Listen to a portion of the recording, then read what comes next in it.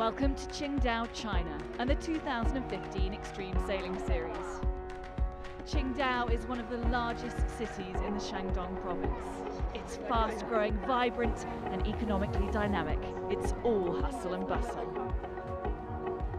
But it's one of China's most livable of cities. However, this city is best known to the world after the 2008 Olympics, because Qingdao is China's sailing city. But watch out, because the Qingdao track is notorious for high-octane, full-on action. Action with plenty of incidents. There's a huge crash on board! Red Bull slam into the side of a Lingy! 8 top teams are on the starting grid. It's a 3-way tie on the top of the series leaderboard. 2 acts down and plenty of teams have points to prove and points to score.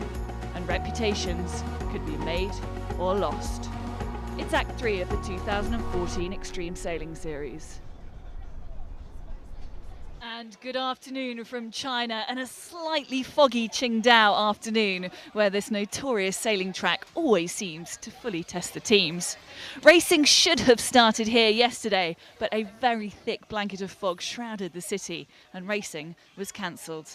But the good news is today that the fog has just lifted enough, and at the moment it's game on. We've got a full afternoon of racing to look forward to, and I'm delighted to say I'm joined in the commentary booth here in Qingdao with the infamous Peter Lester.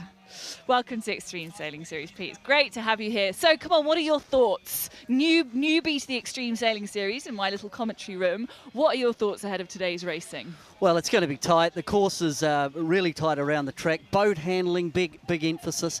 The ability to start consistently. And I think the conditions, it's very overcast, it's very foggy, it's cold, so the air is going to be very dense, and the setups of the boats will need to reflect that. Thanks very much, Pete. Well, sadly, we don't have Phil Lawrence's little summary of the day today. He was way too busy. So let's have a look at the course. You can see the foggy conditions on your screen, and let's see what the teams have got to contend with. Okay, we're going to bring you that just as soon as we can. We are looking at Red Bull right now. They've had a sterling start to the day, haven't they? Oh, Red Bull have been strong, and one of the races earlier in the day, they were last off the line and recovered to a brilliant 4th. To me, it's the ability when you're back in the fleet to make a recovery. Each team, the top teams, will win their fair share of races, but it's that ability to come back from deep and to be consistent. Now, they were involved in a little collision earlier. I believe that Team Extreme Qingdao, which is our invitational team here in China, actually went into the back of them, but thankfully no damage, unlike another collision which happened in race 1 here today between Gazprom Team Russia went into the back of SAP. SAP now have a big hole in the back of their boat and have requested to crane out later on today after racing, but thankfully they're still on the racecourse right now, Pete. Yeah, good recovery by the Fix-It team out here to put the boat back together with a bit of sticky back. It wasn't a huge punt, and these boats are pretty strong, but there is damage. But luckily for the event and for the team, SAP are out there, and they're going very well. Now, Pete, you obviously joined us in Singapore. You were doing the live commentary on the shore for all the spectators. What is it about the Extreme Sailing Series that you love? What really excites you about coming here and commentating, apart from working with me, of course? Exactly, exactly. Well, what I like about it is it's sailing, but it's a bit of a show, and it's got an X factor in as much as in a day you get a lot. You get a lot for your money. You come along, we're doing 10, maybe more races. And so at the end of the day, you're looking who's out on top, and it will be the best teams will be on top because of the volume of racing you're doing. And I just think to sail quite big boats, 40-footers, in a confined area of racetrack takes skill. And I think some of the boat handling we see is exceptional. Okay, Pete, well, we caught up with some of the skippers before they headed out on the water today to see how they were feeling after yesterday's day of cancelled racing and ahead of today, really the first day of racing here in Qingdao. Yeah, once we get racing, we're really hungry this event. The team's really fired up, and the guys had a bit of a tough one in Oman. We had a breakage and missed half a day, which put us at the back, and we couldn't climb off the bottom. So Yeah, a lot to work for this event, and we'll be pushing really hard and just trying to work on the small things to make the big things even better. So, yeah, the team's going to work their butts off this week, and hopefully we can put in a good result. It's a really challenging place to sail for all the teams. I hope that we can sail well. We have been sailing well in the past here in Qingdao, you know, we feel well prepared. So hopefully it will be a good week for us. When it's windy and it's difficult conditions, particularly on these extreme 40s, you know, they're notorious for being difficult boats to sail when it's windy. I'm very, you know, conscious of the responsibility for, you know, for the crew and for other teams and not putting in that position. That's why you have to kind of, you know, treat it, you know, as carefully as you can.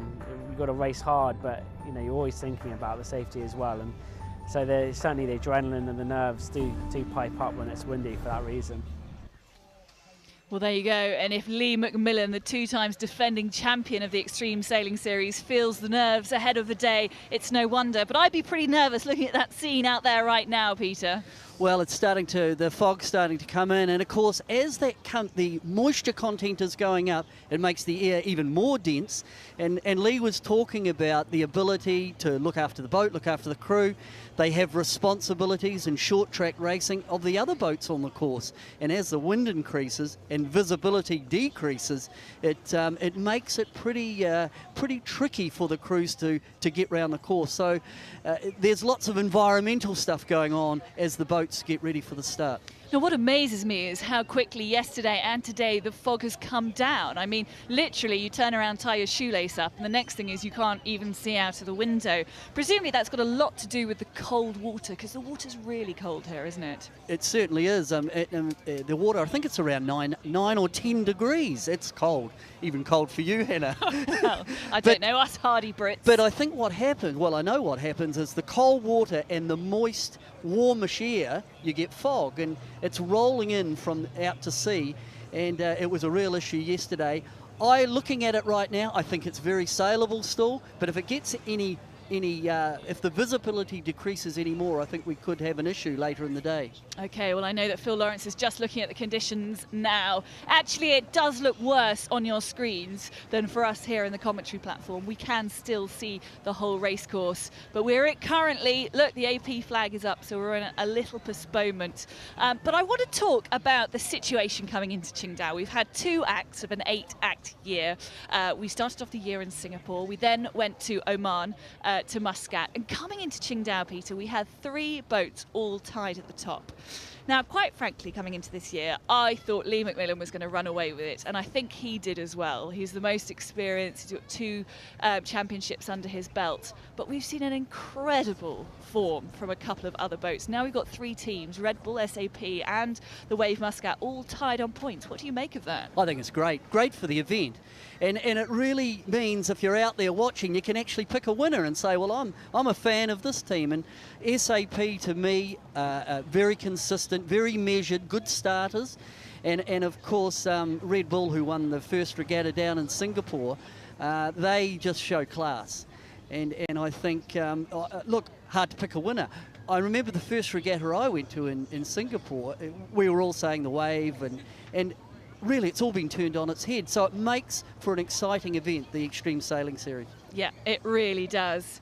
I mean, interestingly, you say Red Bull won in Singapore, the Wave Muscat won in Oman on home waters. So this is the 3rd one, and we haven't seen a win yet from SAP, so this really has to be the one from them. But of course, this is Act 3 of an 8-act global tour. So coming into China, as we've said, it's a 3-way tie at the top of the leaderboard. They're all tied on points. So just to give you a little idea of what Pete and I were talking about, here is a quick catch-up of the previous 2 events.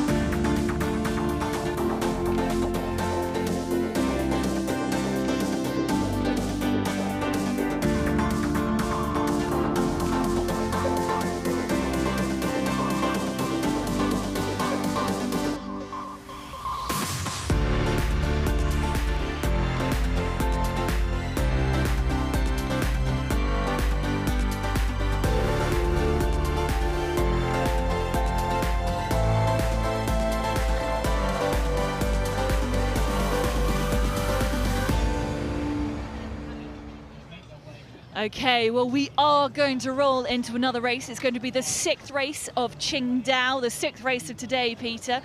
We've got 1 minute 30 to go until the start of the race. I'm just going to give you a quick recap of the standings as they are at the moment, just so you know the positions. We're just going to have a quick look at them in a minute. You can see the 2-minute flag flying there in the fog, which is getting thicker all of the time.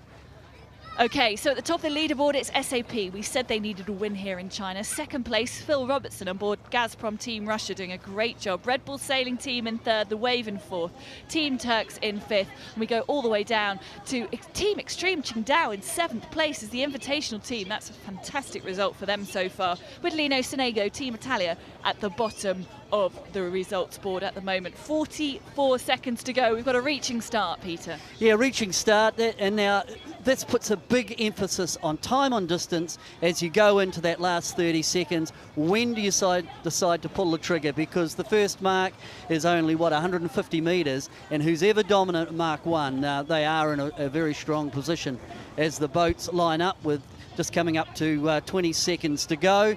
And the strong teams, if you can be dominant, you really want to be down towards the pin end of the line. But if these windward end boats can roll over the top, they look strong. As we look at the Wave coming in, looks like they've got a nice little roll on as they come up to the line, and we're off in race 6. Who's strong? And Team Turks looks good in the middle of the line, the Wave to windward. Well, Team Turks were over the start line early, Peter. I can tell you that's why they look good, because they were OCS on course side. Well, that makes it tough. So then we look down further, and again, Gazprom bow forward as they head off towards the first mark. Yeah, I can tell you the Wave, Muscat and Red Bull were also over the start line early, so 3 boats in total, Peter. Well, that's that time on distance, and when you decide to go as the fog rolls in, and this is going to challenge you, Hannah. Looking at this one. Okay, well, I'm actually looking out of our real window now. Interestingly, here, Peter, when we do reaching starts, what we have to do is, if you're over the start line early, you have to be the last boat to round the first mark. So you can see, well, you can't see on the TV, but we can see here that the Wave, Muscat and Red Bull are wiggling all over the place to try and slow themselves down in order to be the last boats around that first mark. So it's not like a standard OCS call. Right, it's really a slow down start. We saw that utilised in the America's Cup, of course, but as the boats head off into the mist, and it looks to me as though SAP again are quite strong. The graphic is good for us here as we head down to the bottom mark gate, and it looks like Team Russia are in a good, strong position. That's Phil Robertson, and he's been pretty consistent in the previous races today.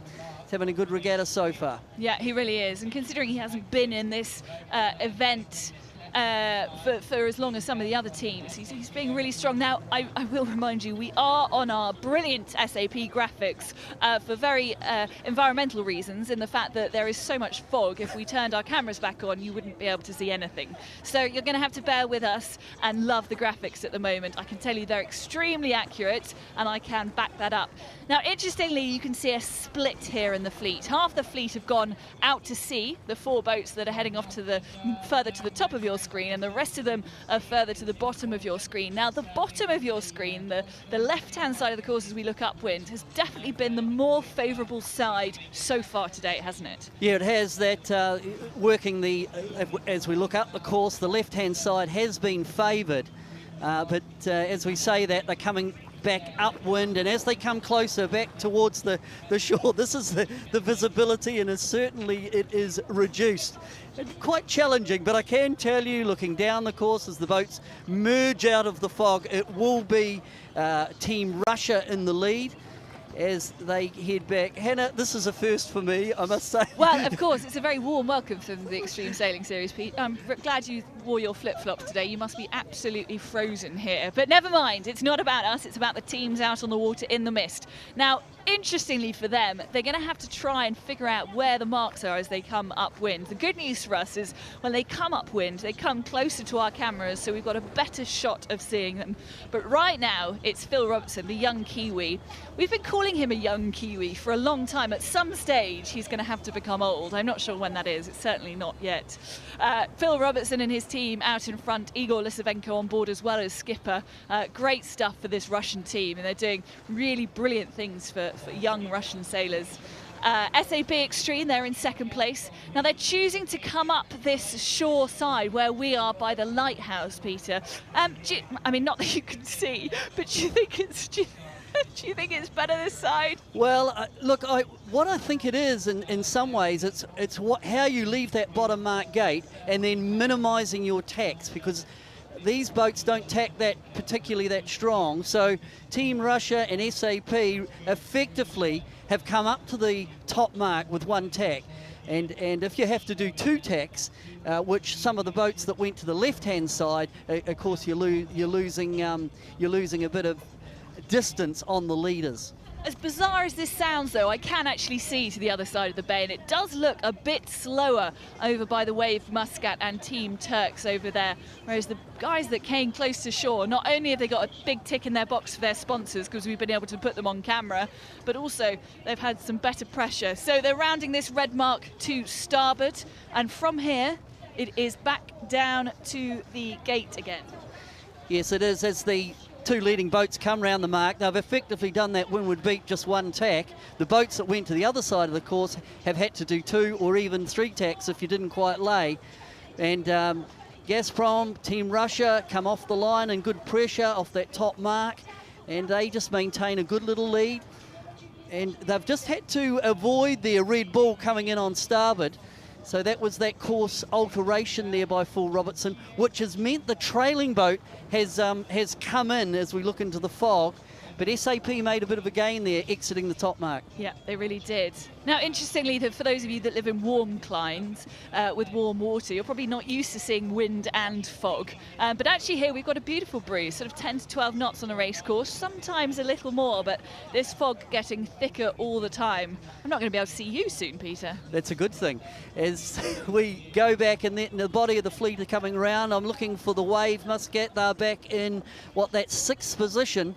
So they've been a little bit inconsistent today, and of course overall we start looking at the regatta results and the overall results, and the Wave Muscat a little bit deep in this one.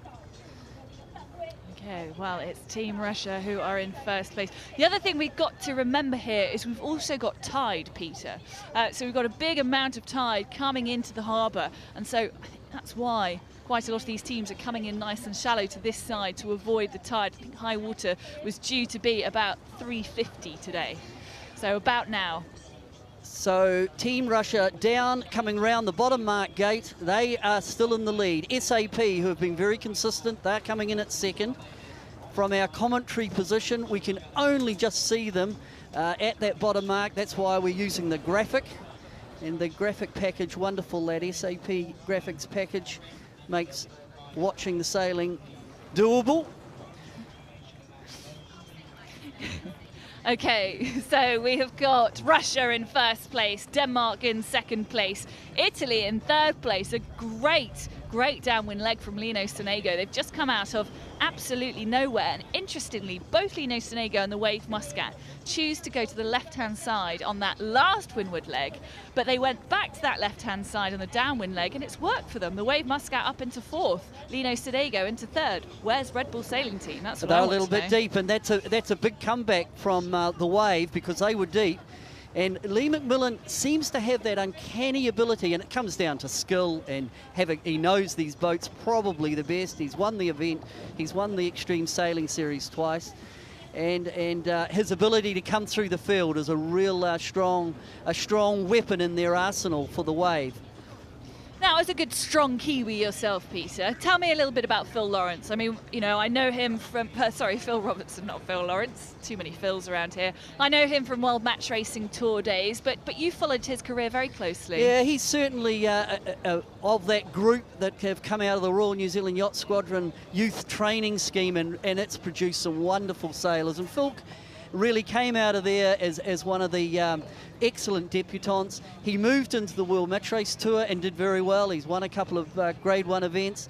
And I was talking to him earlier in the week, and this is what he loves. He thinks this is just the bee's knees, and he's improving. He's stepped it up for my eye from what I saw when we were in Singapore. Phil now is really in the first division of the Extreme Sailing Series. Well, I think what's really nice to Phil is Cardiff was his first event last year. They weren't sure whether they were going to do a season this year. He joined Casbrom. He took over from Paul Campbell-James. Big shoes to fill, and Paul had been doing well. And I think now they know they're doing a full season. They've got a very consistent team. They're getting through their language barriers. They've got some awesome coaching from Cameron Dunn. From Cameron Dunn, who is another one of the very good Kiwi sailors. And he's got one of his mates on there, Garth Illingham, who's another Kiwi. So I think building the team with the Russian crew members and the Kiwi, or the New Zealand crew members, it takes time. And for me, they're improving markedly as we look at the Extreme Sailing Series regattas.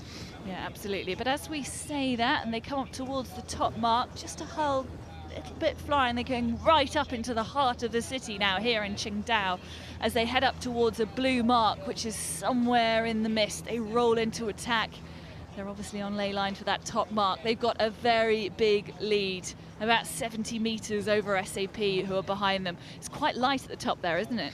Well, it's quite sheltered up there. You're really right in the harbour, in the entrance to the upper part of the harbour here. As they come round the top mark, it's just a short little sprint now down to the finish for Team Russia. And they're having a good day. They've been very consistent. Where are they overall, Hannah? Well, we're just trying to figure that out at the moment. They're looking it to be in second place overall at the moment, and this will be their second win of the day. So really good stuff from them. Here they come, past the VIP area. Fantastic view, despite the mist, for all our spectators here, and people gathering in their thousands along the shore. They love the sailing here in Qingdao. Of course, this, the venue of the 2008 Sailing Olympics as well. So here they go. Going to do one more jibe and cross the finish line, Peter. Fantastic from Phil Robertson. Yeah, one and in for Phil as he comes through. There's the finish line. It's right in on outside the VIP area. Phil Robertson comes through, second win of the day. So that's a very good result. Put it down to a good start, good first downwind leg. Yeah, and it's pretty close behind them, I have to say. We've got SAP coming down, and right behind them you can see the Italian flag of Lino Sonego. A great result from them. But this will confirm SAP's position at the top of the table so far. They've had 3 seconds in a row. Talk about consistency. Yeah, that's fantastic.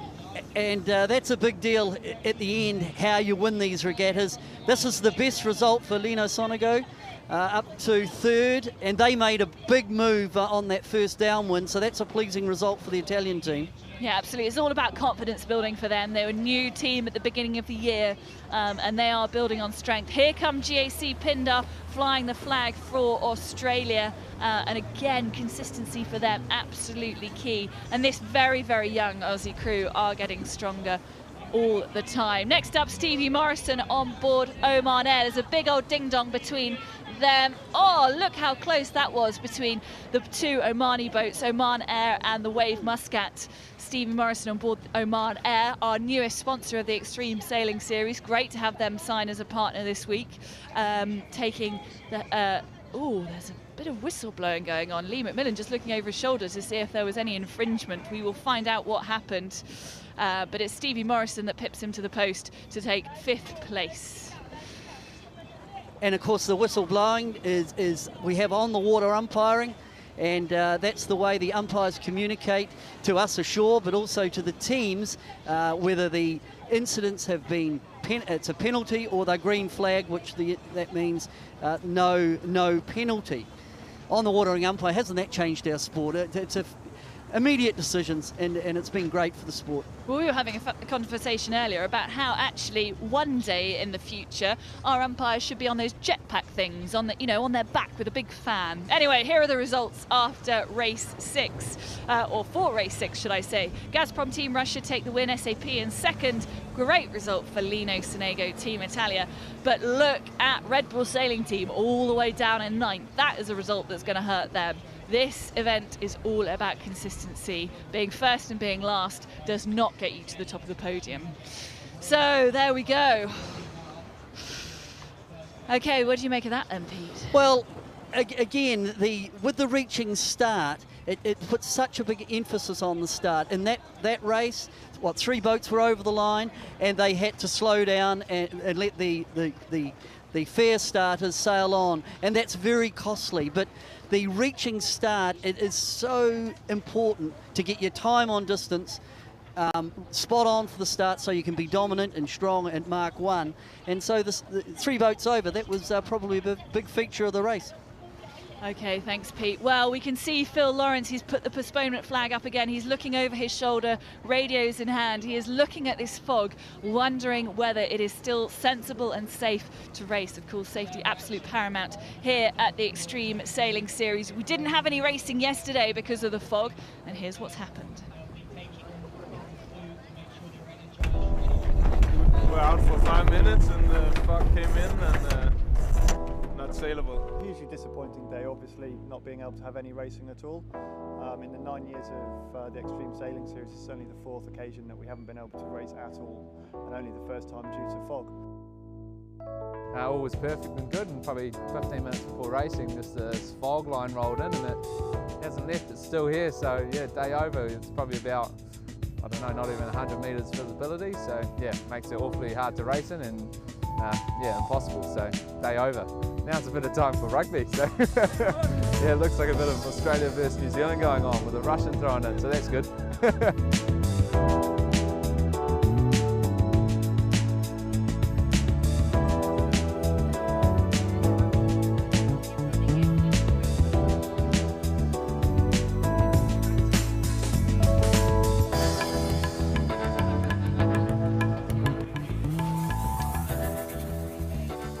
Well, with the fog here again in Qingdao today, it may well be heading back to the rugby pitch this afternoon for our sailors. But you know, here we are in the commentary box. I'm a Brit, you're a Kiwi. How are you feeling ahead of the World Cup later on in the year? Oh, we're on to rugby. Well, I think. And we've got a Welsh director, exactly, may I add. Exactly. So and I've got him chipping away in my ear already about going up against the mighty All Blacks. Look, the World Cup rugby, what a fabulous event. We had it in New Zealand, the last edition, and the All Blacks won. But I think to have it in Britain, it'll be brilliant. And you look at the rankings and the Southern Hemisphere versus Northern Hemisphere rivalry, and I think it will be a very interesting Rugby World Cup in Britain. Okay, well, no doubt it is going to be quite a spectacle at the end of the year. I'm very much looking forward to it, and very much looking forward to seeing England putting New Zealand in their place, that's for sure. Well, Qingdao, as we keep saying, is a notorious racetrack. It keeps throwing curveballs left, right and centre, and it's proved that its fair share of racing incidents over the years. None more so than last year. It was a real heart-stopping moment, and the 2014 series as a whole had a few huge moments. Let's take a look at this.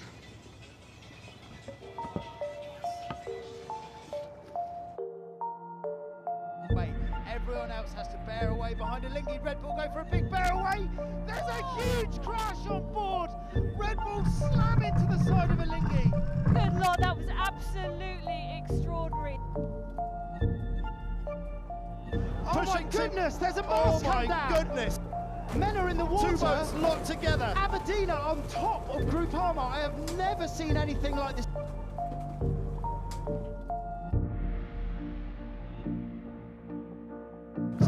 Oh, there's a massive crash again. I reckon there's some holes in some boats out there for sure. Big issue, big issue. Whoa! Massive crash Big there. rock. Oman Air on port sails straight into the back of Reelstone. What a misjudgment by Robert Greenhalgh.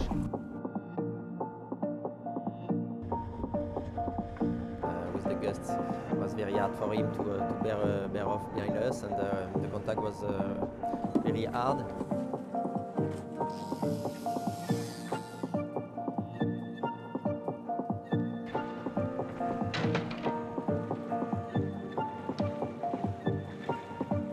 Challenging day.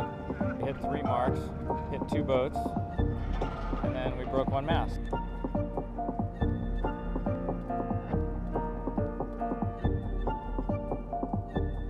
Lingy just missed the mark. Lingy's just missed the mark, and there, right in front of Jacob. Oh, and there's a collision. Lingy could not be more in the wrong there.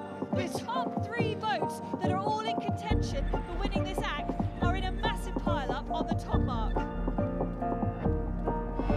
Capsize, Hannah. Oh, GAC Pindar have had a big capsize.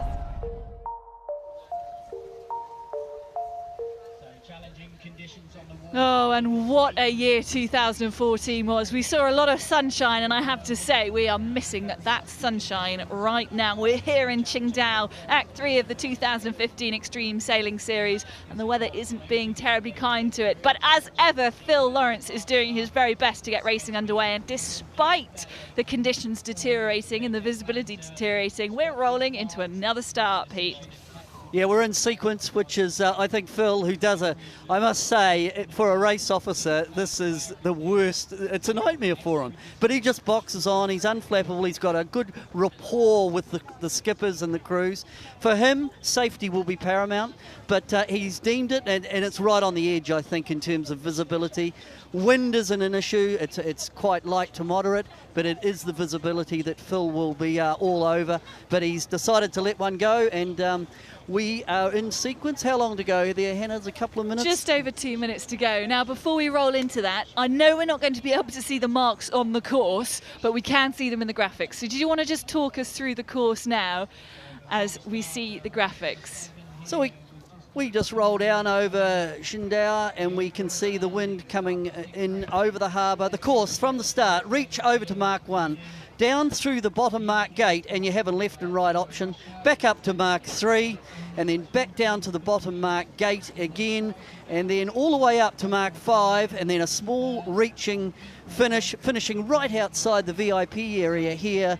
And we've got a lot of people still hanging in to watch the racing as we are inside 2 minutes to go, as the boats emerge out of the fog, as they come back towards the starting area. Again, getting this part of the race correct. We can see boats now jostling to just line up. Where do you want to be? Bias-wise, you probably want to be at the windward end by the committee boat. But of course, the first mark, you want to be at the leeward end of the line. So there's really that trade-off of where you position yourself on the line. And I think the teams, especially SAP, their starting percentage in today's racing has been impressive with the reaching starts. Yeah, it really has. So just 48 seconds to go now until the start of race number 7. We're in this pre-start. As Peter said, it is reaching starts. It's all about when you pull the trigger. The breeze is pretty consistent at the moment. It's quite nice out on the race course, sort of 12 knots, I'd say. So definitely hull flying weather, but it's a very short line. That's what surprised me. Just pretty short as we just get now inside. And this is the business end, inside the last 30 seconds. Coming up to 20 to go. I can tell you SAP are down towards the 3 up from the pin end. At the windward end, we've got Red Bull. And then I'm looking for Lee McMillan, who is 2 down from Red Bull as they come now into shot. And now it's the business end. Who's bow out? And it's Gazprom. Phil Robertson down at that leeward end. He's pushing hard. And that is it a clean start? It's a line clear, Peter. Good start. And SAP, again, a bow forward. Impressive by SAP. Yeah, absolutely. Great start from SAP in the middle, and the Wave Muscat. It's all the usual protagonists doing well in the middle. It's not such a great start from the newcomers, Lino Sonego and the invitational team, Team Extreme Qingdao, who got just caught up in the middle there. But who's going to be around that top green mark first? It may even be Team Turks, you know, if they can squeeze in on the middle. Gazprom and Team Turks just a little low on that mark. Here they come. What happens? Is there room for Gazprom to squeeze on the inside? We shall see. It's SAP first. I'm just looking out the window. SAP, the Wave, Gazprom were a little bit low on the ley line. So it's SAP, the Wave. Then it's Gazprom come round third. Gee, SAP had just the starting ability to start these big boats in a confined area so consistently. That's been a highlight for me so far today. And I think it's an area that they've really been working on. I think they've been very good and very aggressive on the starts, but they haven't always got it right. So I know they've been doing some practice coming into this event. They really, really want to win here in China. I'm sure they'll be pretty happy with their day's work so far. Just, Hannah, you know, we talk about good starts, bad starts. What's really evident to me watching this is the people that have been in the class a while have a inherent advantage because of knowledge of the boat, the geometry of the boat, how it works. Because you look at the boats that didn't get good starts, they're pretty well the newcomers, and they are just not used to that level of acceleration, when to sheet on, a little bit of hesitancy. Whereas the top teams like SAP and the Wave especially, and I think Red Bull, they intuitively just know when to go. I think so. I think for the more experienced teams, it's a bit like seeing traffic lights. When it's green, they know to go. And with the other guys, it's just a little bit of hesitation. Do we go now? Is it a bit too early? On, off, and just not quite that confidence that some of the other strong teams that have been on the event and on the series for a long time. But here we are, SAP, the Danish duo, Jes Graham Hansen and Rasmus Kostner leading the charge. This is them making their bid for their first ever Extreme Sailing Series Act win. I really hope these boys can do it because it'll give them a huge amount of confidence, and they really deserve it. They're a different team to 2014. They certainly are. They've got a long way to go, though. We're only in day one, and so much can happen. And right now, if we're using the golf analogy, they're what, 3 under par. They're going like rockets. But it can change so quickly as we look coming out of the fog. Dramatic shot as SAP works their way back over towards our commentary position, and the breeze is on. They're lifting a hull. It's really nice as they come across here, back over towards the starting area, and they're heading back upwind towards another mark before they head back down to the gate again. Now the tide will have turned by now, and that's going to be having some impact on the fleet, but not a huge amount at the moment because high water was about this time. In fact, I think the course has cleared a little bit. The fog has lifted a little bit. Yeah, that's a good sign. It has lifted, as we've spoken. It's certainly the best it's been for the last quarter of an hour or so. And the other thing that's happened, there's been a wind shift. So the wind has actually gone to the right. And hence why the boats, it's a different strategy now. Instead of going up the left-hand side of the course, they're coming across to the right. And so there has been quite a dramatic wind shift. And maybe that's a reason why the fog's lifting. Yeah, interesting though. So the boats that decided to come right, SAP, the Wave, the leaders, obviously gaining a huge amount in that right-hand shift. So some of the guys at the back really, really struggling, having to come all the way across the tide and not making the most of that wind shift. But right now, it's SAP Extreme Sailing Series, SAP Extreme in front, the Wave Muscat in second, and it's Gazprom Team Russia who currently are in third on the graphics, but Oman Air are coming up very, very quickly. You can see there from the graphics, Oman Air, the closest boat to the shore, as those top two boats, the Wave Muscat and SAP, head around that top mark. The first two boats are certainly gone, and I look and it's Oman Air are the mover, and they've rolled over the top of Gazprom, coming up towards the top mark, so that they're on leg 3, but already the leaders are on leg 4. But that group of boats that are quite close together, Oman Air, Gazprom, and then Red Bull, as they come into the top mark for a starboard rounding. Yeah, the downspeed tack at the mark is costly. Absolutely. Okay, so Oman Air at the top mark, heading around ahead of Phil Robertson on board Gazprom Team Russia.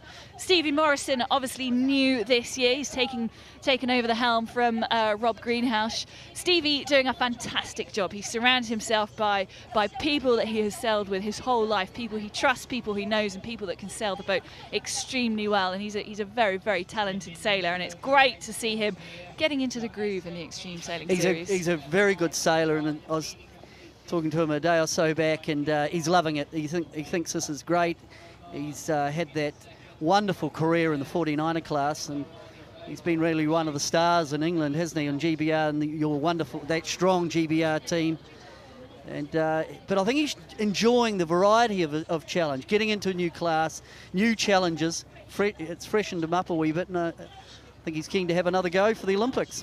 Absolutely. Okay. Well, we will see what happens. Lots of 49er sailors out here on the race course. In fact, well, it fits because it's this apparent win. These boats, like a 49er, the Olympic skiff discipline, they bend the wind forward on the downwind legs. That's why the sails are sheeted on hard. The first boats are already around the bottom mark gate. It is still SAP. We can see heading over up on starboard tack going up the left-hand side, but now they tack. The reason they've tacked is the wave have actually gone around the other gate marker looking for a split. There's been quite a different strategy, a tactical strategy going on here. Earlier in the day, it was all left-hand going up the wind, on the upwind legs. Now with this big wind shift, Hannah, there seems to be a desire. I think it's pressure. I think there's more wind as I look down the course in the left-hand corner. I absolutely agree with you, and this fog is definitely lifting. I know I keep saying it, but now we've got a good view of the shore on the other side of the harbour again, which is, obviously related. In fact, you can see all the way across the harbour now, which we couldn't do a minute ago. But here we go, SAP from Denmark coming across, leading the charge about 40 metres ahead of the Wave Muscat, who are in second place. Lee McMillan is not going to get these guys wriggle away without a good fight, I can say that. But as you say, it is technically day 2, but day 1 for us because we didn't have any racing yesterday. So it is about getting into the groove for these guys. The other observation going on the course, we can see a change. There's a little bit of chop developing on the course. And that, I think, is due to the tide. The tide has changed, and there's now not only wind lines on the water, but we've got the effect of the current starting to run out. And that's causing, I think, again, a change in the conditions, and the tacticians and the afterguards need to pick up on that as we look at SAP right over, coming through past the committee boat. They've got to go up to the top mark, and then they'll reach down to the finish. So SAP, a good little lead. They led at Mark 1. But Lee McMillan just keeps chipping away, doesn't he? He's capable of coming back through the fleet. It'll be interesting to see if he can get close enough on SAP to put a bit of a challenge on before the finish. I think SAP are quite advanced, though, as they head up towards the blue top mark. Well, the graphics have got them with a lead of 75 metres at the moment. We'll see how that looks at the top mark. But I think the breeze might be up just a fraction or two as well, especially over by us on the commentary area. It looks pretty soft over the far side of the course. There's definitely more hull flying on this side than the other side. But you can see SAP there heading over towards the ship. They've got one more tack to put in before they get up to the top blue mark. It's a very, very narrow stretch of water up here as the Wave Muscat comes past the hospitality area and up to this top mark. It gets light, it gets soft, and it's very, very narrow. This is going to be interesting. Yeah, we can see the top mark there, and of course, because of all the buildings and the wharves around the top mark, it gets a bit soft and flaky. But SAP are now on the ley line as the wave come back with good pressure. So SAP will do a barrel wave set, and they'll deploy their Jenica, a short reach over towards the obstruction, which is really a seawall right outside the VIP area. But you've got to believe now, SAP, they're on the little run to the finish. The wave have closed down, but I don't think, Hannah, they're close enough really to really be a problem to SAP. No, I think they were just rolling the dice there to see whether going on opposite side, maybe they got a little bit of a lift, maybe they got a bit of advantage, but having to do an extra tack and around that mark has slowed them down. So this is going to be the second race win for SAP as they come down towards the finish line, bar any major disasters. It's high water, so I don't think they're going to be running aground anytime soon, but that might be the course of the commentator. But no pressure on them as they cruise down towards the finish line. Fantastic work for Jes Graham Hansen and Rasmus Kostner on board there in the Danish team. Well, they've had I think you said earlier, they've had, 3 seconds? Now they've got 2 firsts. They are really stringing it together. Absolutely, it's about consistency, and coming out of a day like today with a really solid event, with really solid points, will really stand them in good stead. Here comes Lee McMillan on board the Wave Muscat. Sarah Ayton, the Olympic gold medalist, on board calling tactics for them. He's joined by Ed Smythe and a plethora of other super good sailors on board.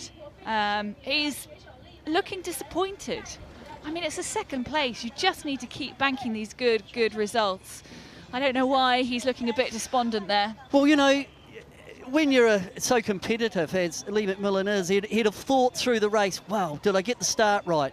What manoeuvres did I do? We're so close to getting first, and these guys are never satisfied. He'll be, post the race, he will be very satisfied as we look at Omania coming through, Stevie Morrison. Yes. Now he's starting to get on the pace. He started off a little bit rough around the edges earlier on as they come through, and Gazprom will be next, Phil Robinson. And really that's a banker for Gazprom. A 4's okay. You don't want to be too much deeper than that.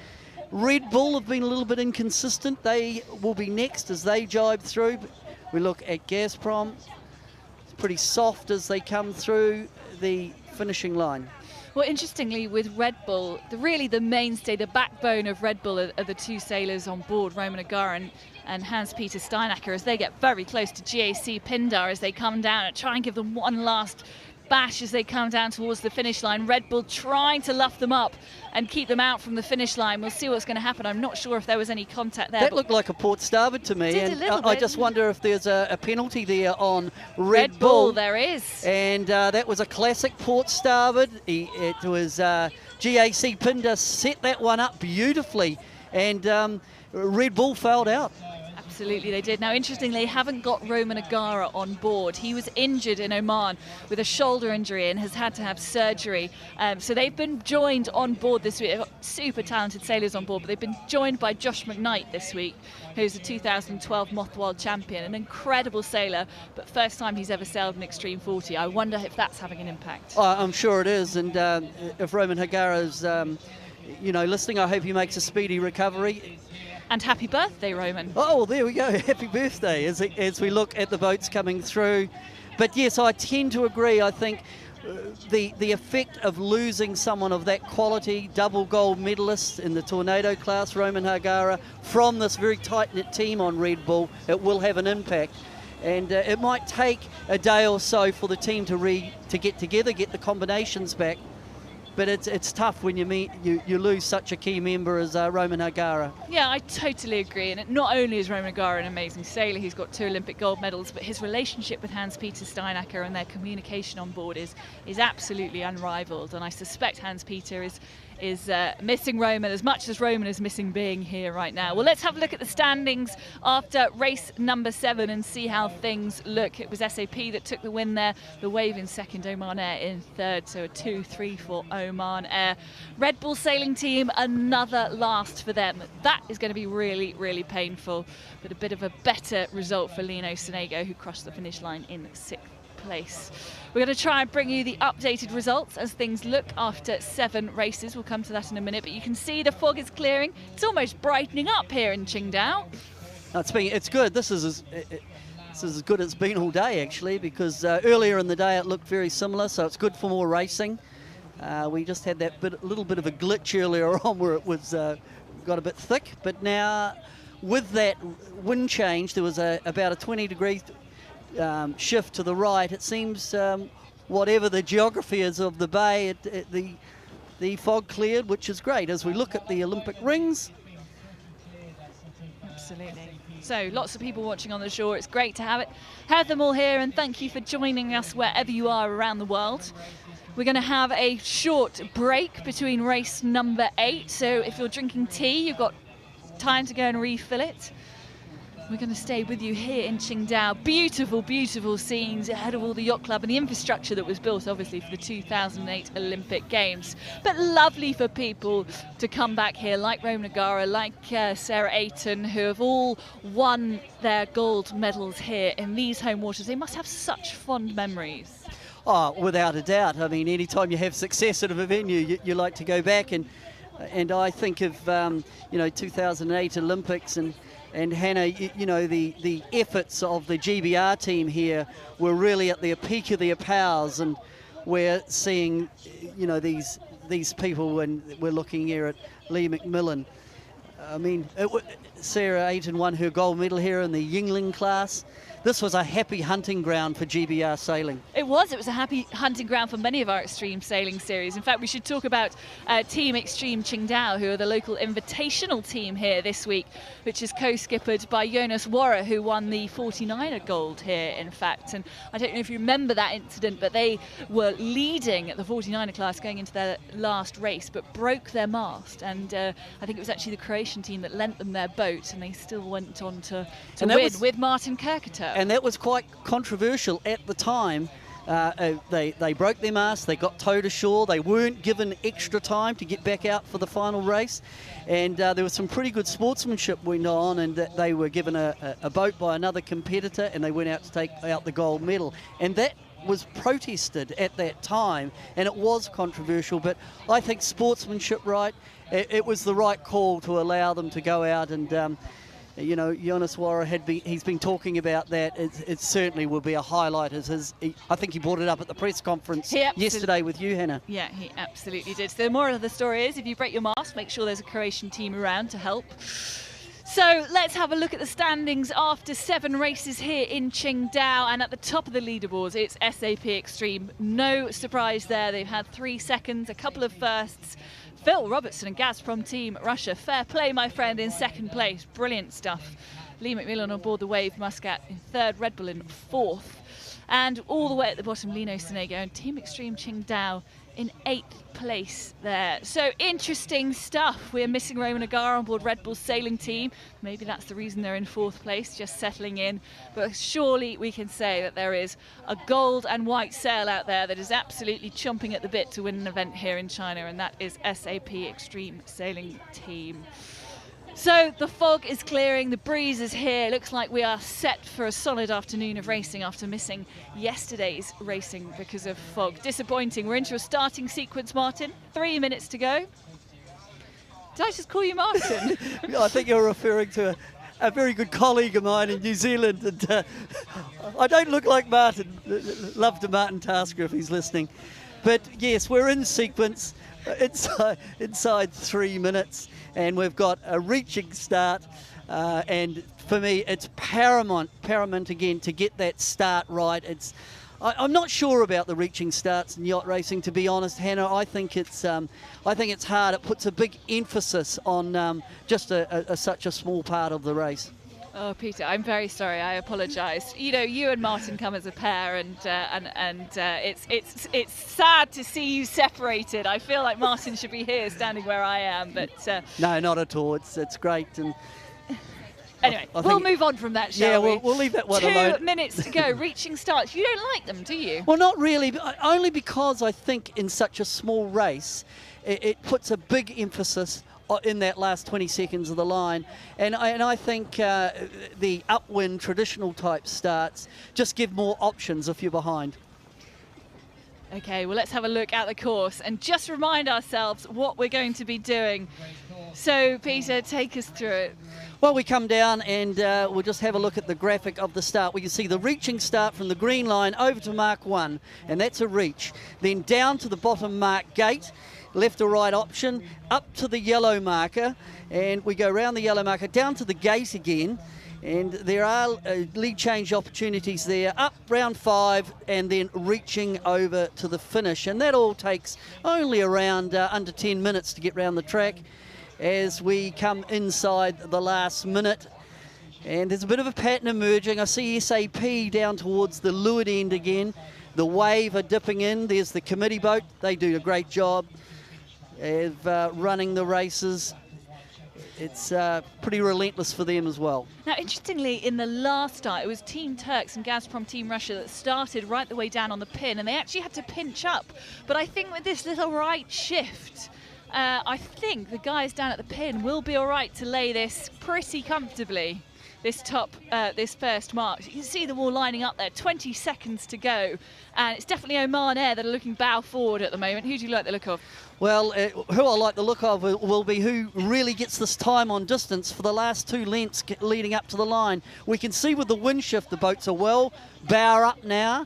It means that the reach becomes a wee bit more broad as we come down. Who's making the move?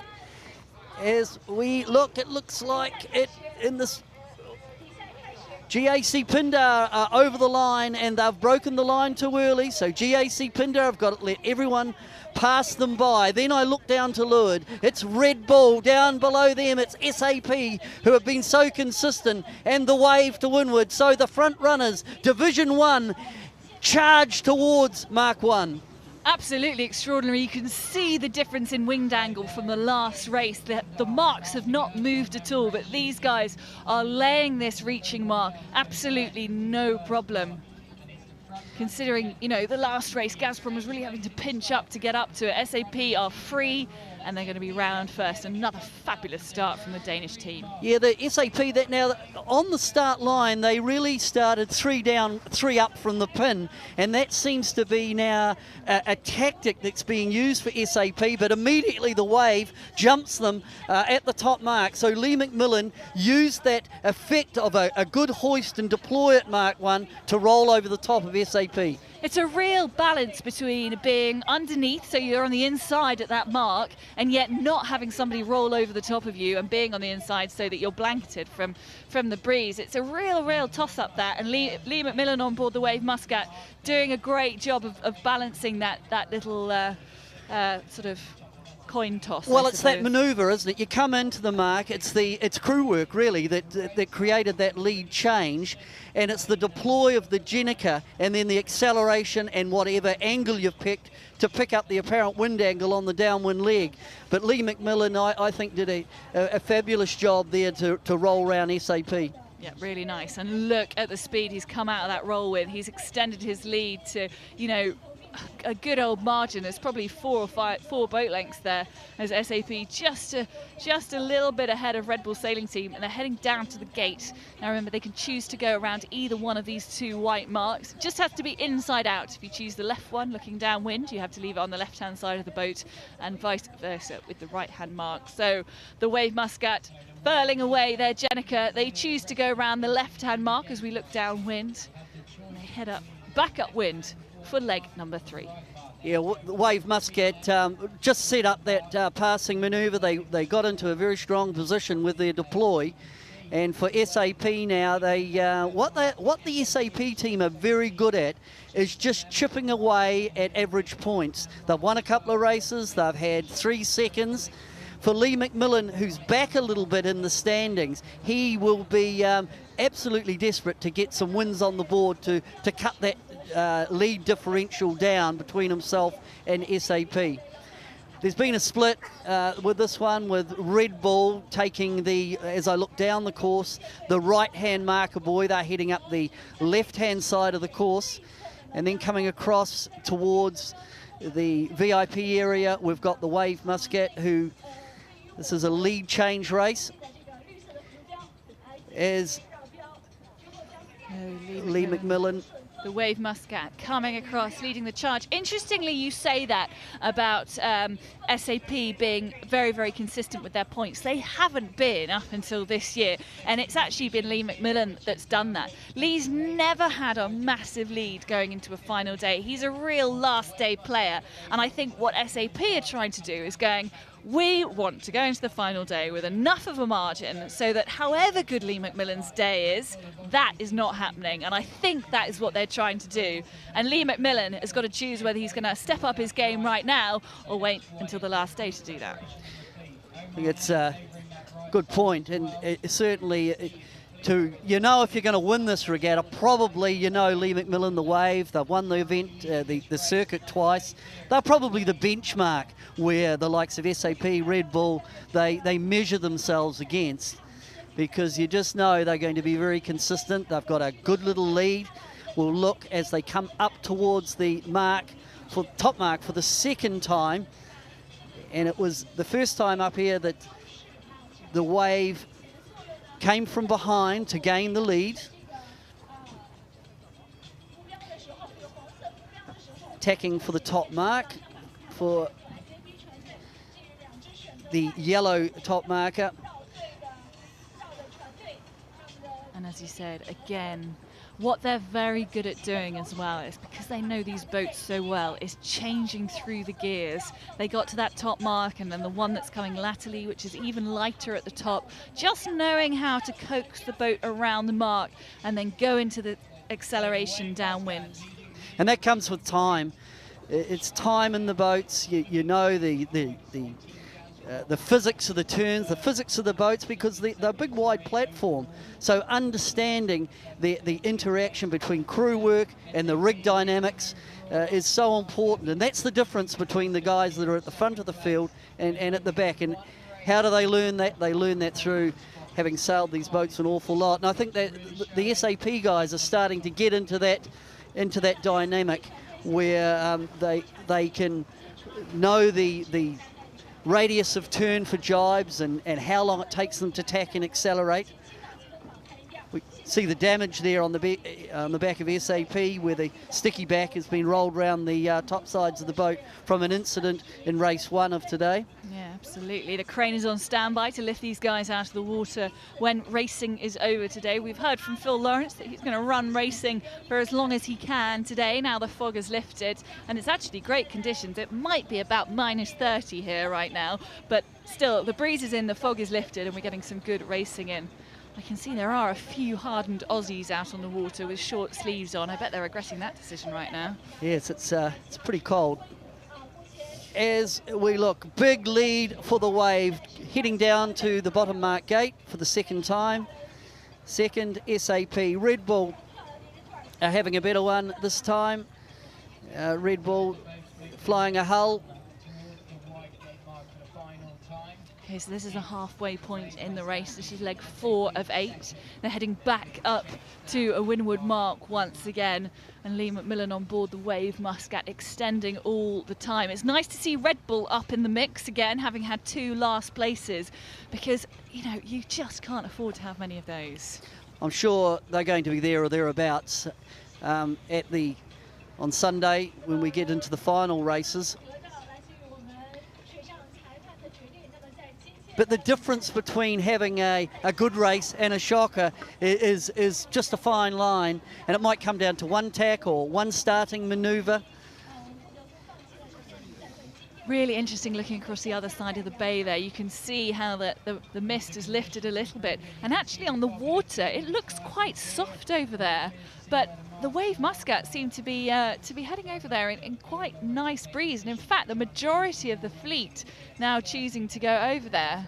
Is that breeze shifted back to the left a little bit? No, what I think it is, they chose to go round the left hand, looking down the course, the right hand marker, and just to minimise the tacks, because what it's about is organising yourself so you don't do more tacks on the windward beat than the boats behind you.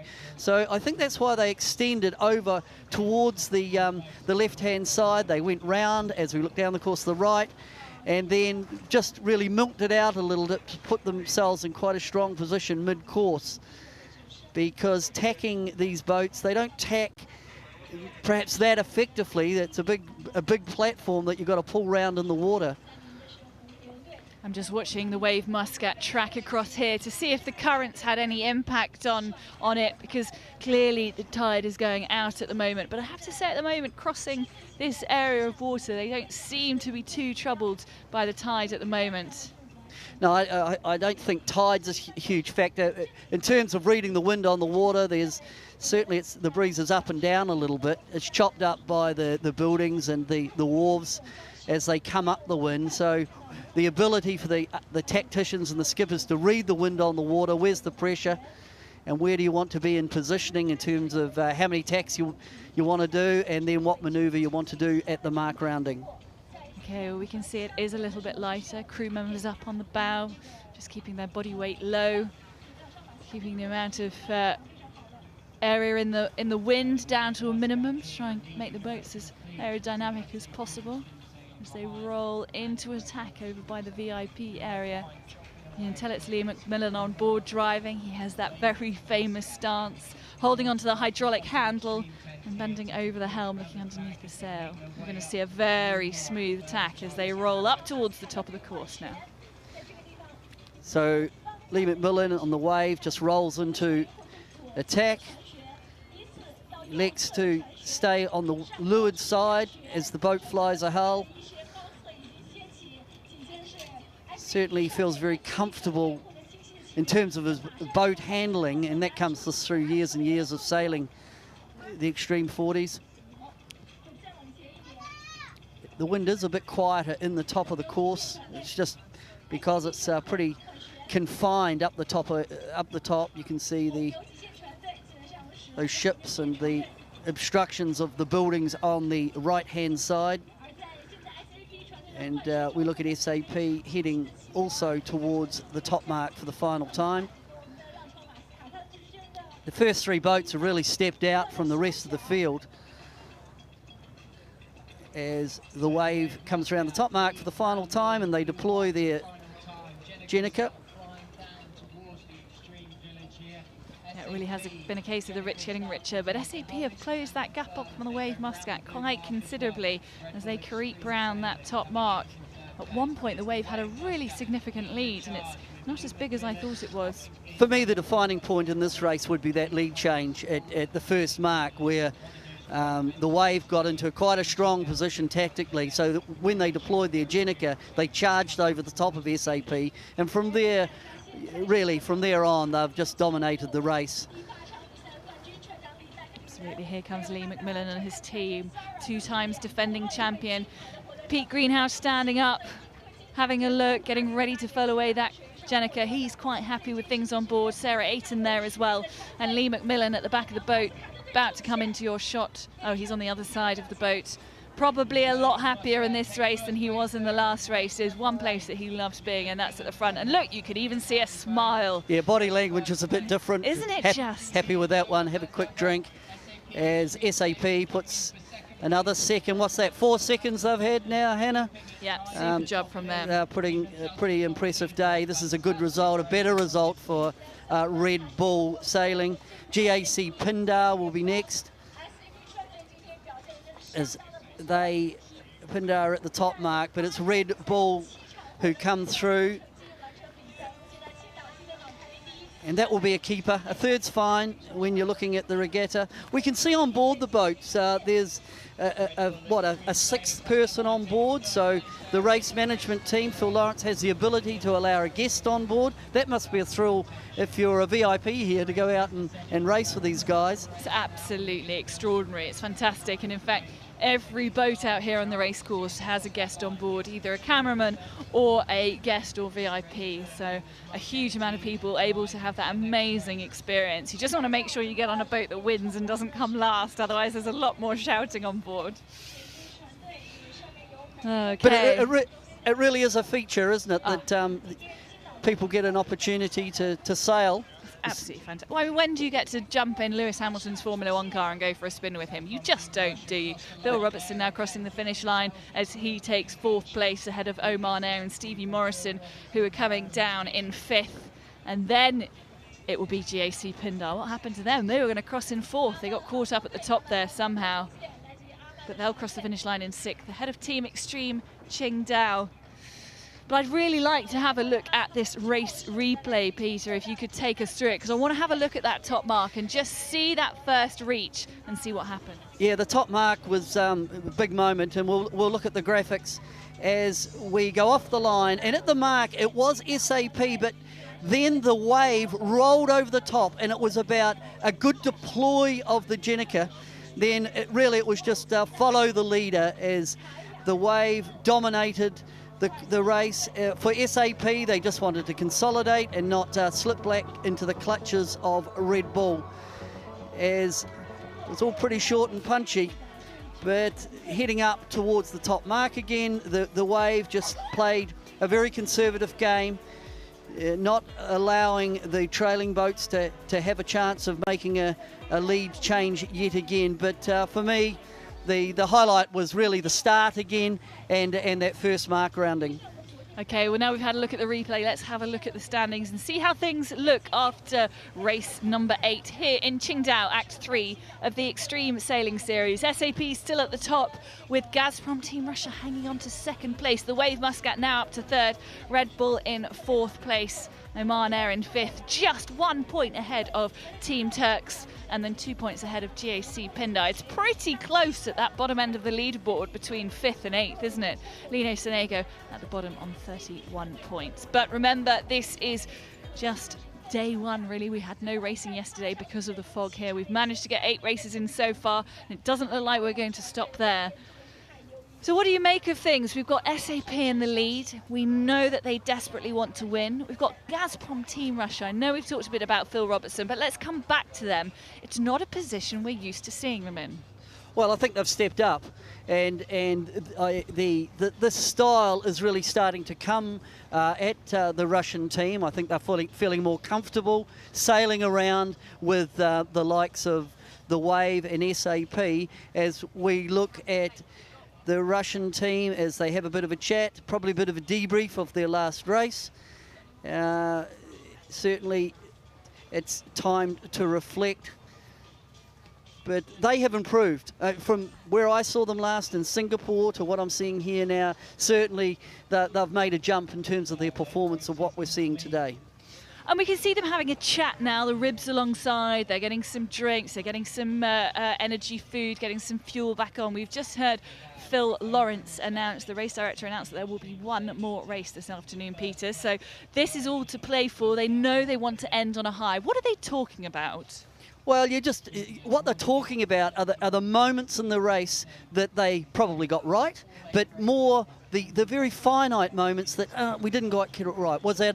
How was I start? What was our first mark like? What was our approach, the ley line to the bottom mark? How can we do it better? What are we thinking in terms of the conditions, the condition change with the tide? You've talked a lot about the tide today. It's really just to look at the 5 or 6 key points that you need to look at and to improve on for the next race. Okay, we can see another conversation going on board Oman Air. The Wave Muscat. They're in 3rd place currently. They'll probably be quite happy to end the day in 3rd. They're up in amongst it. But talking about the changing conditions, they've obviously got Sarah Ayton on board, a fantastic tactician. You know, she's got 2 Olympic gold medals, 3 Olympic gold medals. So she knows a thing or two about tactics. She's raced here in Qingdao before. And actually, Lee spent a lot of time here in Qingdao preparing for the Olympics as well. So they know these waters well. Does that help? Oh, without a doubt, you know, local knowledge or feeling comfortable with the conditions, it's a huge help. But I think what the Wave have got, and they are the benchmark, they're a team. They've been together a long time. They know each other's strengths and weaknesses. I mean, I think Sarah Auden, she's an absolute, what a role model for women's sailing. And I think not just for GBR sailing, I'm saying for all women in the sport. For me personally, it'd be great to see more women doing this because they're more than capable of competing with the guys in this style of racing. Yeah, absolutely, and of course last year we had the likes of Pippa Wilson racing on BAR, we had Anna Tunnicliffe racing on Nalingi, so it would be great to see a few more girls in the fleet. But Sarah Ayton doing it for us at the moment. Just under 4 minutes to go until the start of the final race here this afternoon. Day 2 of racing here in Shanghai, Qingdao, Act 3 of the Extreme Sailing Series. Okay, SAP, they are currently leading at the top of the leaderboard. There were 3 teams that were all tied coming into Qingdao on points at the top. It was SAP, Red Bull and the Wave Muscat. And it's SAP so far who have shown the golden performance. But will they be there on Sunday afternoon? I mean, conditions changing have a big effect sometimes on how comfortable the crews feel in a venue. And I think in this condition, I just wonder, Hannah, whether the SAP guys, they're from Denmark, they'd be used to sailing in cold conditions. Well, with dense air, what happens if the conditions change and you get a sea breeze and the temperature goes up to 21 degrees or 22 degrees? And then another crew might think feel good in those conditions. I think the Danish team sailing today feel very comfortable sailing in fog and sailing in cooler temperatures. No, I think you're absolutely right. And I also think, you know, they came into the beginning of the season into Singapore feeling good, feeling confident, but still with that first event nerves. They ended up getting second in Singapore. Red Bull did extraordinarily well. They then went to Oman. They were doing very well there. But of course, that's the Wave Muscat's home territory. You know, of course the Wave have got a home advantage. And I really feel like they've come here saying, right, this is ours, boys. This really is ours. And we really want to take it home here. So let's see if they can do it. Just a couple of minutes to go now until the final race of this afternoon. Peter, come on, put it on the line. Who are you going for in this race? I'd like a 1, 2, 1 and a 3, 2. please. I must say the benchmark to me when I ever watch this is the Wave. I think if you beat the Wave, you're in a shot with winning the regatta. So if I was picking this, I think... For this race, this race, yeah, I think the Wave and maybe SAP. And in third? I go with the top three, Red Bull. Interesting. I'm a conservative better. Okay, so that's Peter Lester's view on what he thinks is going to happen in the next race. And now it will go completely upside down on me as we get inside. What are we inside, Hannah? 1:13 to go. Absolutely. And this part of the race is crucial. How you set yourself up for the start. Can you maintain your position on the line? Then you're set for that first mark rounding. Interestingly, Team Turks right out to the far left-hand side. That is the area that we have seen boats get shut out of. And I think they've missed their opportunity already to get a good spot on the start line. Well, if you get too high on the committee boat lay line, you've got nowhere to go. And we can already see that happening. If we look at the windward end, to me, Red Bull are in a strong position. They're not being attacked by boats below. And then the whole fleet now are just shuffling up towards the committee boat end, and there's just no room for the two windward boats. No, and Team Turks actually having to do a 360 out of it, otherwise they would have ended up on the rocks right next to our commentary platform here. Red Bull really the only boat that's hanging on in there at the top of the line. Oman Air, Wave Muscat, JC Pindar and SAP in a strong position, pushing the rest of the fleet up. There might not even be enough space for Red Bull. 8 seconds to go now until the start. They're pulling the gun, the trigger on Oman Air and the Wave Muscat. The line is clear. Can Red Bull squeeze in? We shall see. It's going to be very, very close as they dip down behind the back. Phil Lawrence on board the committee boat is fearing for his life right now, but all is fine as their team manager, Mario, walks off breathing a sigh of relief that he didn't hit the committee boat. But a great start from the two Omani boats. Well, there's a big squeeze at the windward end, but it's the two Omani boats, and it's Oman Air who have got the jump, but Lee McMillan and the Wave to windward. So they've figured out a strategy that has worked for them in this one. I'm looking for SAP a third. So heading towards the first mark, it's Oman Air, the Wave, and then SAP.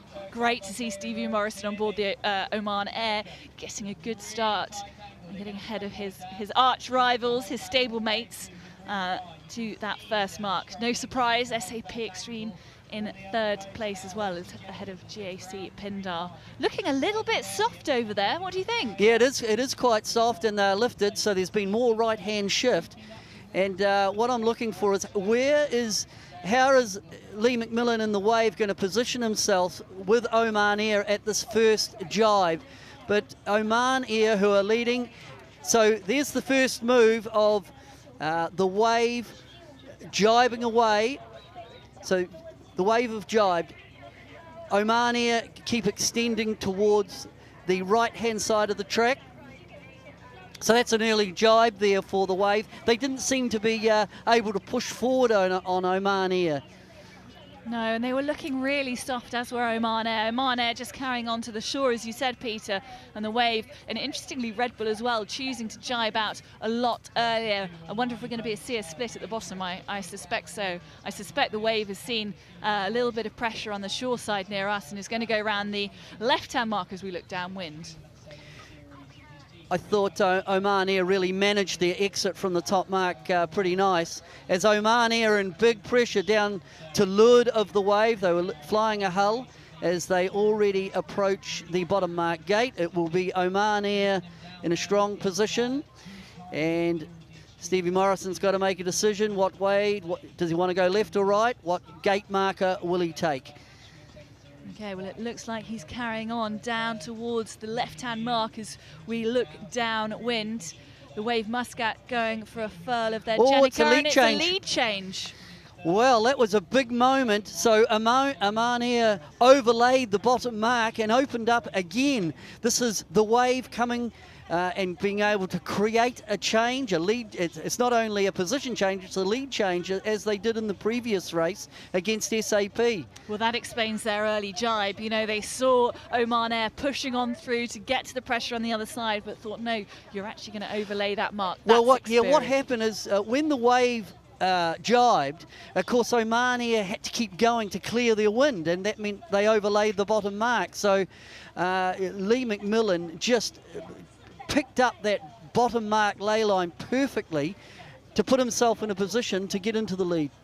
And interestingly, a lot of the fleet choosing to come over to our side near the commentary platform, apart from SAP, Extreme Sailing Team. You can see them in the far right-hand side of your screen. And Gazprom, who are behind them, choosing to go off to the left as we look upwind. This is going to be an interesting come the top mark and seeing who comes out of this best. It's gone a bit soft as well. There seemed to be a little bit more pressure initially over to where SAP over towards right on that left-hand side. And the Wave and Oman Air are more in the middle of the course. So though as we speak, they've picked up a bit more pressure. As we look through the haze, the leading boat is the Wave in the middle of the course. And the Wave now are in a nice little right-hand bending pressure shift as they start to lift a hull. As we look at the graphic, they've got around a 30-metre lead. So the Wave here have really extended to the extent that Oman Air are forced to tack away extra tacks on the upwind leg, and this is going to be costly. Yeah, it's going to be really painful for Oman Air, and actually the battle now will be between the Wave Muscat and SAP, and Oman Air I don't think are going to be in it for first and second at the moment, but we'll see what happens. We're only halfway through this race at the moment, so plenty more to go as SAP Extreme on the far side tack over, but they're nowhere near the Wave Muscat, who are absolutely off and heading towards that top mark with a very, very healthy lead. Yeah, they absolutely launched. It was that bottom mark was the key. The thing that I'm looking out for here is SAP come back, although they're coming back into a header.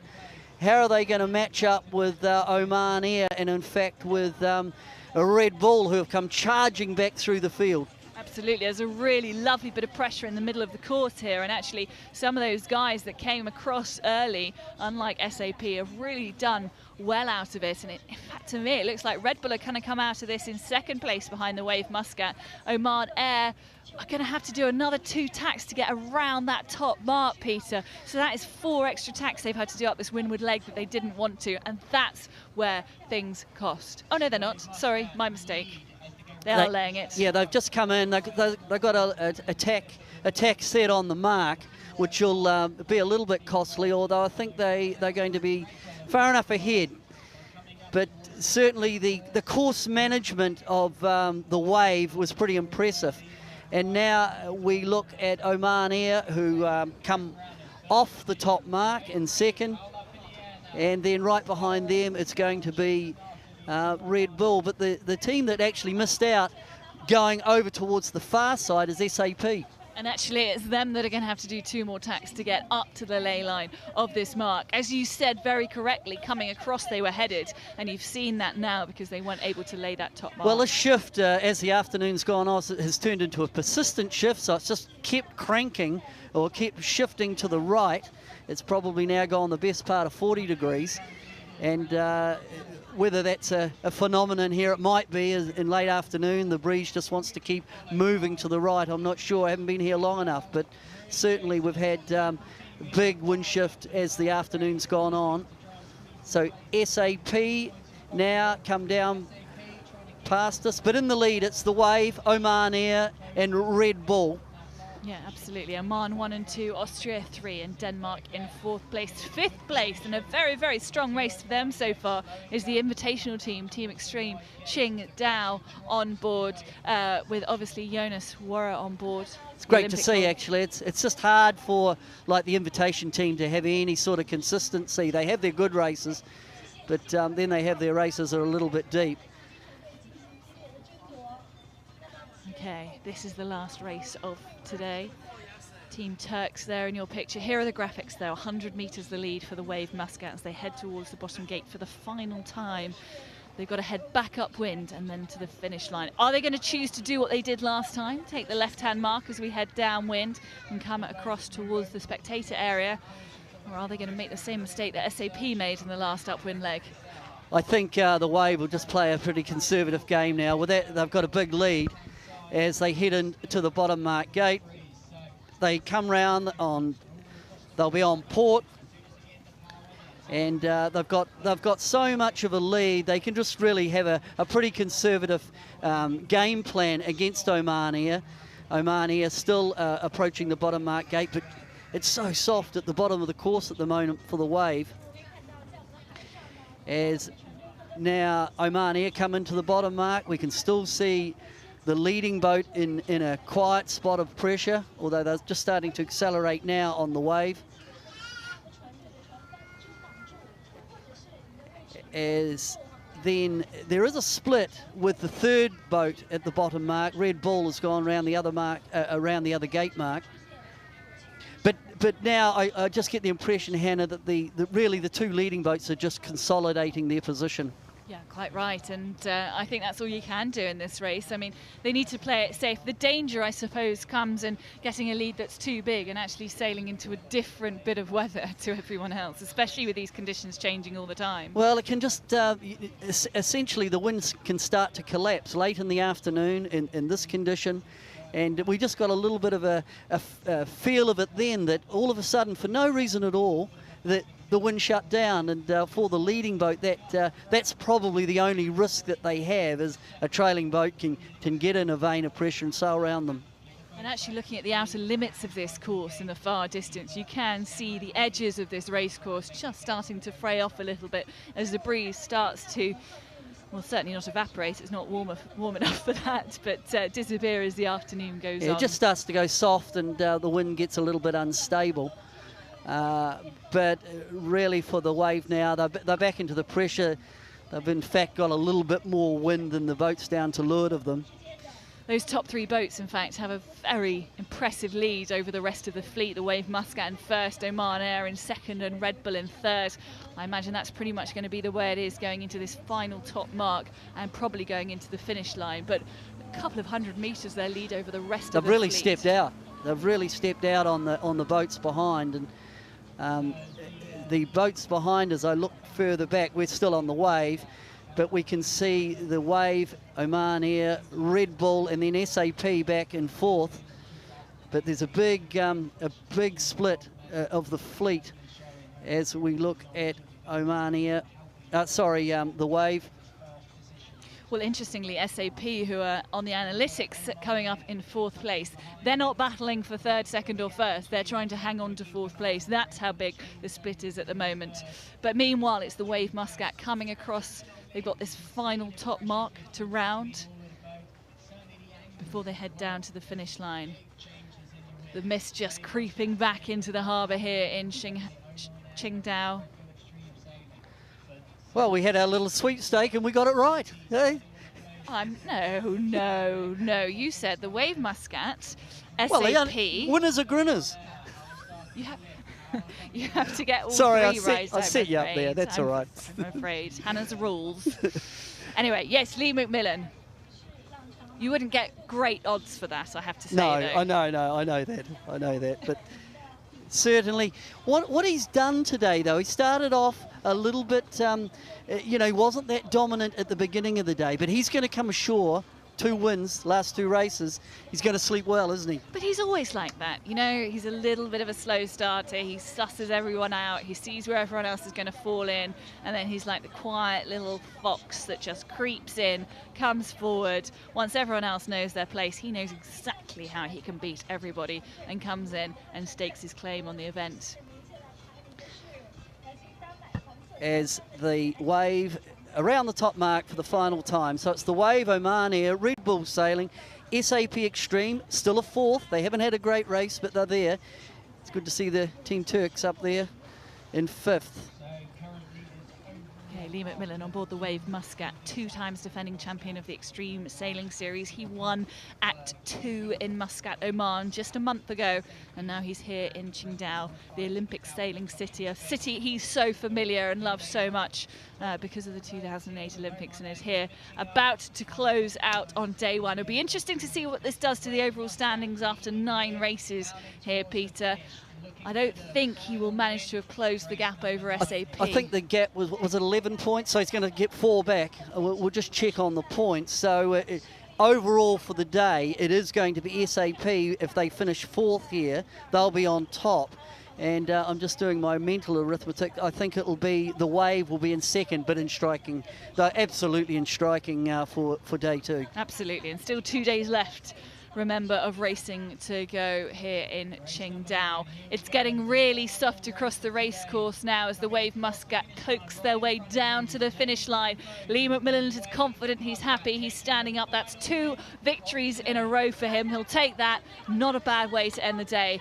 Well done to the Wave Muscat, Lee McMillan, as they close the day with 2 wins ahead of their stablemates, Oman Air and Stevie Morrison, new to the series this year. Oman Air, the new series partners of the Extreme Sailing Series, coming across and taking 2nd place this afternoon and ending the day on a real high for them. Stevie Morrison, the new skipper on the block this year for the Extreme Sailing Series. Yeah, that's a good one for Stevie Morrison, although they'll be kicking themselves a little bit with that jibe on the 2nd leg where they were ahead and basically Lee McMillan jumped them on the jibe, which meant they had to go beyond the ley line to get clear air, and that really, he could have won that race other than perhaps just being jumped on the jibe, which put the Wave in a very strong position. Okay, here come Red Bull Sailing Team, down when they come. Red Bull ahead of the gold and white sails of SAP. Amazing how much SAP have closed that gap up. If you remember, they were fighting for 4th place, and now they're battling it out with Red Bull for 3rd place. But it's Hans-Peter Steinacker who's at the helm with Jason Waterhouse on board. No Roman Agara this week because of a shoulder injury, coming down to take 3rd place.